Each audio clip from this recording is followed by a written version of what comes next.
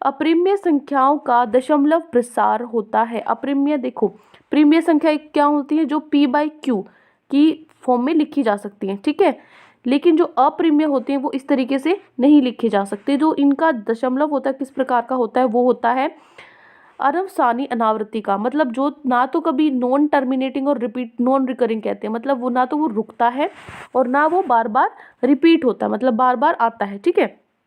तो ये हो जाएगा फर्स्ट का आपका आंसर।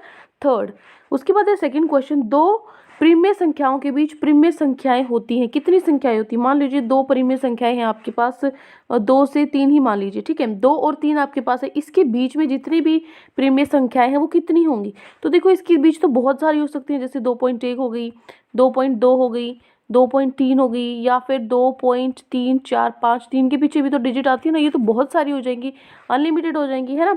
तो इसका क्या आ जाएगा, अपरिमित, इनफाइनाइट जो होती है ना वो। तो ये हो जाएगा आपका थर्ड पार्ट इसका भी, सेकंड क्वेश्चन का। देखो जिन बच्चों को ये नहीं पता कि प्रिमेय संख्या कौन सी होती है, प्रिमेय क्या होती है, तो ये चीज़ें अगर आपको नहीं पता है तो मैं आपको लिंक दे दूंगी डिस्क्रिप्शन में। आपको क्या करना है, वहाँ से आप जो अपनी ये डाउट्स हैं वो क्लियर कर सकते हो, उसमें मैं आपको अच्छे से समझा दूंगी।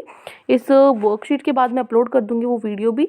तो आपको क्या करना है, वहाँ से अपने कॉन्सेप्ट क्लियर करने हैं, वहाँ से आपको चीज़ें समझनी है कि क्या चीज़ क्या होती है। अगर आपने अब तक कुछ नहीं पढ़ा है तो वो वीडियो देखकर आप ये वर्कशीट रिवाइज कर लो, तो आपका जो ये चैप्टर है वो अच्छे से आपको समझ में आ जाएगा कि पूरे चैप्टर में क्या है। फिर आप कोई भी क्वेश्चन करोगे तो आप उसको कर सकते हो, ठीक है। उसके बाद है आपका थर्ड क्वेश्चन, ये है 22/7 को दशमलव रूप में लिखने पर मिलता है। अगर आप 7 को ये इसको दशमलव के रूप में लिखोगे तो आपको क्या मिलेगा, तो हमें पहले इसको क्या करके विभाजित करके लिखना पड़ेगा 7 को 22 से। तो देखो ये हो जाएगा आपका प्रश्न नंबर 3। प्रश्न नंबर 3 में क्या करना पड़ेगा आपको, 7 को 22 से विभाजित करो। क्या करोगे, जो 22 है, 22 तो आता नहीं है 7 की टेबल में, कितना आता है, 21 आता है, कितने पे आता है, 3 पे आता है। उसके बाद यहाँ पे 1 बच जाता है, तो आप 0 उतारते हो, क्योंकि 1 तो आता नहीं, 1 तो छोटा हो गया 7 से, तो हमें क्या करना पड़ेगा, हमने एक 0 लगाती। जब आप 0 उतारते हो तो आप क्या लगाते हो, पॉइंट लगाते हो, ठीक है। ये बिंदु आप लगाओगे। अब 10 से छोटा आता है 7, कितने पे कटता है, 1 पे कटता है। ये तो आपको ये विभाजन करना है सिर्फ, ये तो सब बच्चों को, ये तो फर्स्ट क्लास के बच्चे भी कर सकते हैं, तो ये तो आप कर सकते हो, आपको ये डिवाइड करना है बस, ठीक है। यहाँ पे बचता है 3। अब यहाँ पे देखो फिर से हमने 0 लगाई है, तो आपको फिर से यहाँ पे पॉइंट नहीं लगाना पड़ता, आपको बस एक ही बार शुरू में ही पॉइंट लगाना पड़ता है। एक बार शुरू में पॉइंट लगाने के बाद आपको बार बार नहीं लगाना पड़ता, फिर आप 0 बेशक ऊपर से लेते रहो, ठीक है। 28 आता है 4 पे, फिर बचता है 20, 20 से छोटा आता है 14, जो कि कितने पे आता है, 2 पे आता है। फिर आ जाता है हमारा 60, कितने पे जाता है, 56 पे, ठीक है। 56 से फिर हमारे 4 बचते हैं शेष, तो फिर से 0 उतारेंगे 40, 40 से छोटा आता है 35, फिर से 5 बचता है, आ जाएगा 49, 39, और लास्ट में बचता है 10। अब यहाँ पे देखो, ये तो सिर्फ आपने क्या किया, विभाजन किया है, ये तो आप खुद कर सकते हो, इसमें कुछ समझाने का है नहीं। तो आप देखो यहाँ पे, देखो यहाँ पे 10 आने के बाद मैं रुक गई, क्यों, क्योंकि ये 10 जो आया है, ये देखो ध्यान से, हमने यहीं से शुरू किया था, यहीं से हमने शुरू किया था, है ना। यहाँ पे भी 10 आया था, इसका मतलब दोबारा से वही आनी चीज़ें शुरू हो गई, ठीक है, वही चीज़ें दोबारा आनी शुरू होगी। तो हमें पता है जब भी चीज़, जो नंबर है, हमारी संख्या है, वो दोबारा से आना शुरू हो जाए तो हम क्या लगा देते हैं, ऊपर ही बार लगा देते हैं। इसका मतलब ये बार बार रिपीट होती रहेगी, ठीक है, मतलब यही संख्या बार बार आती रहेगी। तो मैं क्या कर दूंगी, 1 से, जो मेरा 10 आया था 7 पे कटता था, 1 से यहाँ से मेरी जो संख्या है वो रिपीट होनी शुरू हुई है, तो मैं यहाँ से लेके लास्ट तक क्या कर दूंगी, ऊपर बार लगा दूंगी। तो ये मेरा उत्तर हो जाएगा, ठीक है। तो ये हो गया मेरा पार्ट, जो आंसर आएगा थर्ड। क्योंकि जो हमारी ये देखो 4 जो ऑप्शन दिए गए थे हमें, 4 ऑप्शंस में से जो थर्ड है ये मेरा आंसर आ जाएगा। और कैसे आएगा आंसर, बस मैंने इसको 7 से विभाजित कर दिया, ठीक है। फिर है क्वेश्चन नंबर 4। क्वेश्चन नंबर 4 में है जो 0.11 है, इसको आपको p/q, p/q की फॉर्म में आपको, के रूप में आपको लिखना है। इन चारों में से क्या ऑप्शन ये आएगा, तो देखो कैसे इसको हल करोगे आप। चीज़ें आपको समझ में आनी चाहिए, रट्टे नहीं मारने किसी भी चीज़ के, ठीक है। अब देखो क्या कर लेते हैं, मान लेते हैं 0.111, इसको हम मान लेते हैं समीकरण 1। यहाँ पे अगर आपको लेट नहीं लिखना तो आप लिख लीजिए, यहाँ पे लिख लीजिए मान लीजिए, ठीक है। यहाँ पे आप ऐसे भी लिख सकते हो, बाकी तो वैसे मैंने हिंदी में ही लिखा हुआ है, लेकिन अगर आपको लेट भी नहीं लिखना है वैसे आप लेट लिख सकते हो, कोई दिक्कत नहीं है। आप इसको x को मान लीजिए 0.11 जो आपको दिया हुआ है, इसको समीकरण 1 मान लीजिए। आप क्या करोगे, यहाँ दोनों तरफ 1000 से गुना कर दो, ठीक है, दोनों तरफ 1000 से गुना कर दो। तो x को 1000 से गुना करूंगी तो मेरा आएगा 1000x और इसको 1000 से गुना करूँगी तो देखो यहाँ पे ये 0.111 है। चलो इस एग्जाम्पल से नहीं समझती, मैं दूसरा एग्जाम्पल समझाती हूँ। 3.67 ये है। अगर मैं इसको क्या कर दूँ 10 से गुना कर दूँ तो मेरा क्या आंसर आएगा, नीचे ये पॉइंट हट जाएगा, नीचे क्या आएगा 0 0, एक 0 से एक 0 कट गई, क्या आया 36, एक ही 0 है नीचे, तो मतलब एक संख्या से पहले क्या आ जाएगा आपका बिंदु लग जाएगा। तो ये देखो पहले ये बिंदु यहाँ था, जैसे ही मैंने 10 से इसको गुना करा तो ये बिंदु यहाँ आगे चला गया है ना, 6 के बाद आ गया। अगर मैंने एक 0 से गुना कर दिया तो मेरा एक बिंदु आगे सरक गया है ना। तो इसी प्रकार जब मैं यहाँ पे एक बिंदु यहाँ है मेरा, जब मैं इसको 3 0 से गुना करूंगी तो ये 3 बार आगे सरक जाएगा है ना। तो इसीलिए ये 3 के बाद मैंने बिंदु लगा दिया क्योंकि ये आगे चला जाता है। ठीक है, तो ये इसको मान लेते हैं हम समीकरण 2। अब हमें क्या करना है, समीकरण 1 को 2 से घटाना है। तो कैसे घटाएंगे, जो आपके लेफ्ट जो दाएं ओर है उसको दाईं ओर से घटाओगे, बाईं ओर को बाईं ओर से घटाओगे। तो 1000x में से मैं क्या घटा दूंगी, x को घटा दूंगी तो कितना आएगा 99x आएगा। ठीक है, इसी तरीके से यहाँ पे ये है जो मेरा 111 पॉइंट, पीछे 1 1 है, 1 1 है और यहाँ पे 0.11 है, इसको मैं घटाऊंगी तो क्या आएगा। यहाँ पे मैंने आपको घटा के दिखा हुआ है, ये रफ वर्क है इसलिए मैंने पेंसिल से लिखा हुआ है, ये आपको यहाँ लिख के नहीं दिखाना।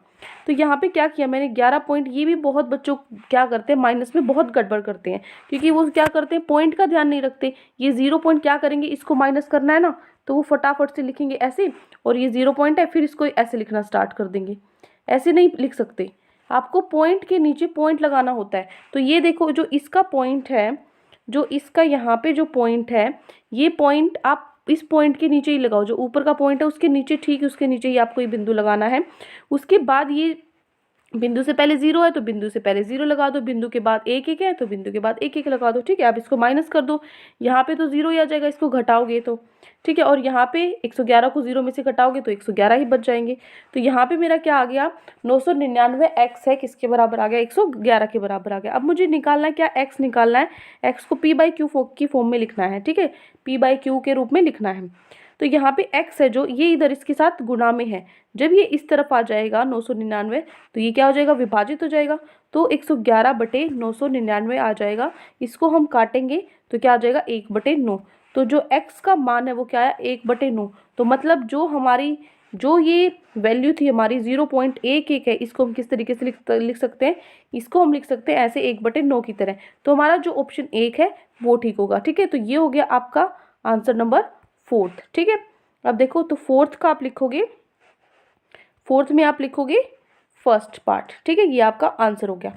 उसके बाद आपका 5th प्रश्न, जो 5वां प्रश्न है आपका, उसमें है कि जो 0.32 के ऊपर बार है, मतलब जिसके ऊपर भी ये होता है ना, जैसे मैंने लिखा 3 2 6, इसका मतलब क्या है हो रहा है कि यहाँ पे जो 6 है ना वो रिपीट हो रहा है, 0.32 6 6 6 6, मतलब आप आगे छोड़ देते हो उसको, वो बार बार रिपीट हो रहा होता है। ठीक है, जैसे यहाँ पर है, यहाँ पे ये 0.111, यहाँ पे 0.111, मैं बार बार इतने 1 लिखूंगी तो मैं क्या करूँगी 0.1 लिखूंगी और ऊपर ये बार लगा दूंगी कि इसका मतलब ये बार बार क्या हो रहा है, बार बार यही नंबर आ रहा है। ठीक है, तो जो 0.32 है इसको मुझे इस p/q के रूप में लिखना है, तो मैं क्या करूँगी, इसको भी जैसे x मान के हमने पिछला प्रश्न किया था उसी तरीके से हम करेंगे। ठीक है, तो देखो यहाँ पे हम चलते हैं, ये हो गया आपका चौथा प्रश्न। 5वां प्रश्न है आपका, ये क्या होगा, ये है आपका 0.32 को मैं किस तरीके से लिख सकती हूँ, 0.32 को मैं लिख सकती हूँ, ये 2 2 बार बार आ जाएगा, इसको मैंने खोल के लिख दिया सिर्फ।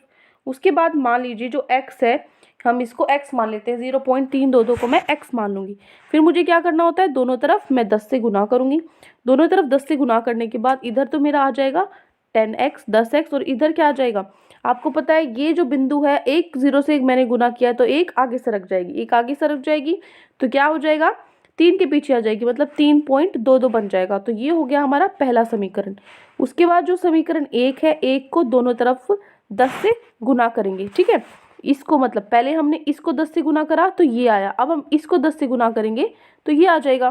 कैसे, 10 को आप फिर से 10 से करोगे तो कितना आ जाएगा 100x, 3.2 को 10 से करोगे तो एक बार और पॉइंट आगे चला जाएगा, 32.22 आ जाएगा।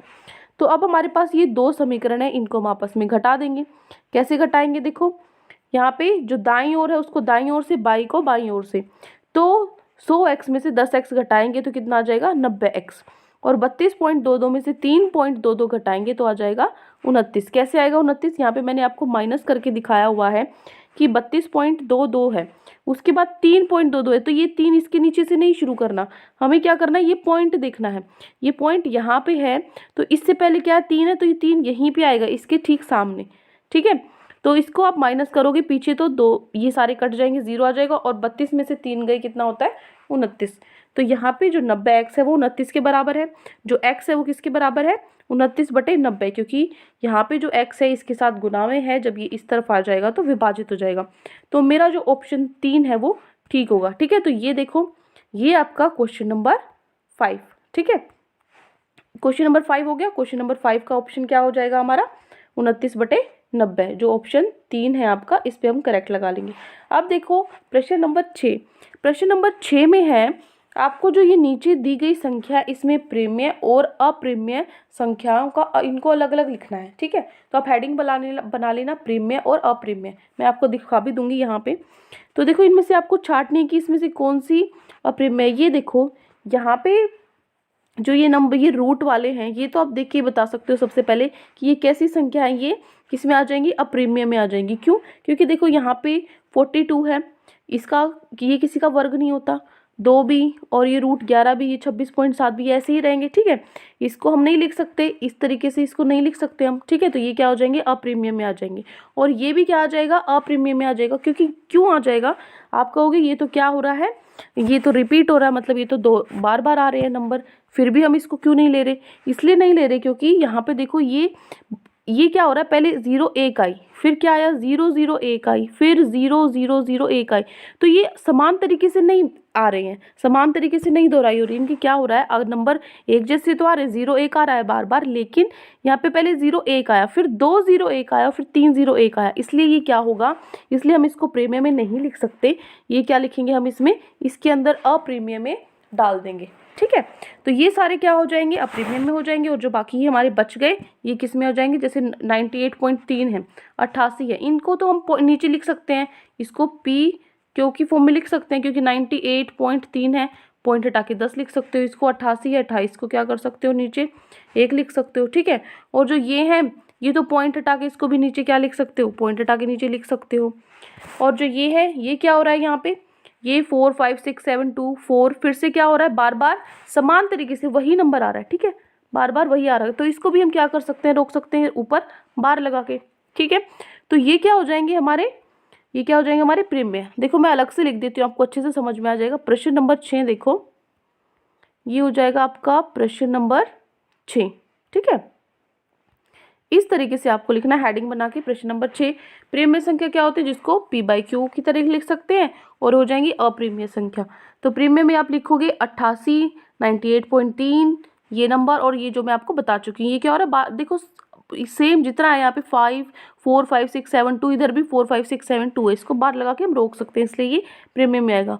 ये देखो, जिन बच्चों को ये नियम नहीं पता है कि भाई कैसे पता लगेगा कि कौन से प्रेम्य संख्या में आते हैं, कौन से अप्रेम्य संख्या में आते हैं, तो मैंने आपको बताया, आप वो लिंक पे वो वीडियो देख लेना, उससे आपको चीज़ें थोड़ी सी समझ में आ जाएंगी। ठीक है, जिस बच्चे को बिल्कुल नहीं समझ में आ रहा है, जिसने ये पढ़ा ही नहीं है पहले वर्कशीट जब हो रही थी, तो कोई दिक्कत वाली बात नहीं है, आप अब कर सकते हो।